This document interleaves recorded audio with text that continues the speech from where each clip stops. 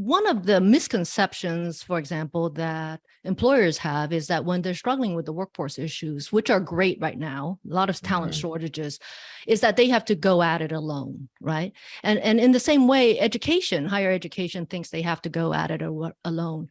And so the truth is that to do good workforce development, it's actually a team sport and not an individual sport. And you have to find what I call the ecosystem of the willing. And that ecosystem, the willing, has three parts, which I call the three-legged stool. So you have to have the employers. After all, it's workforce, and students need to land in the workforce and with skills relevant to the workforce. And the role of the employer is not to do everything, but actually to articulate what they need, and then, of course, to hire, right? And even better is if they begin to come together as an industry so that they can begin pooling their jobs.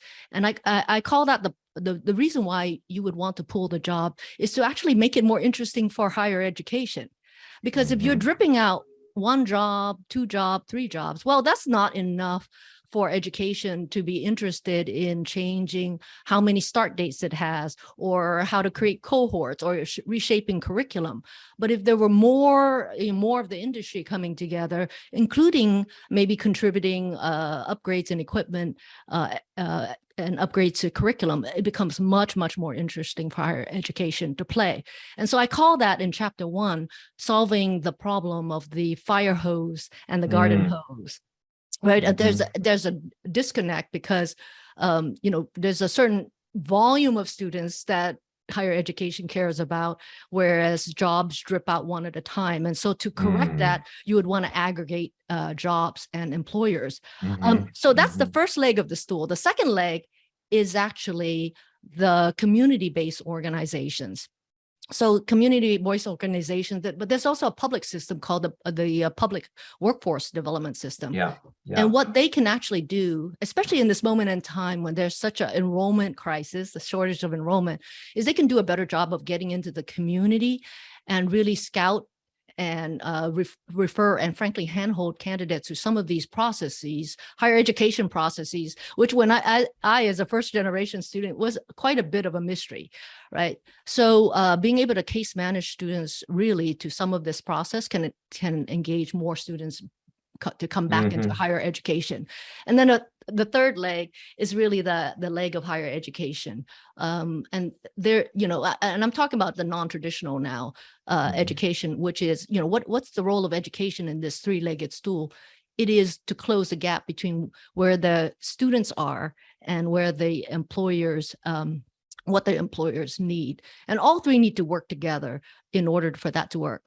Let me just close by giving this what I call the fish story, which is really important.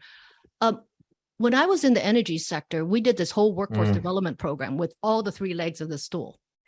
And we were so excited about this one young man named Aleki who the supervisors just love. And so we were waiting for him to come through the workforce development program.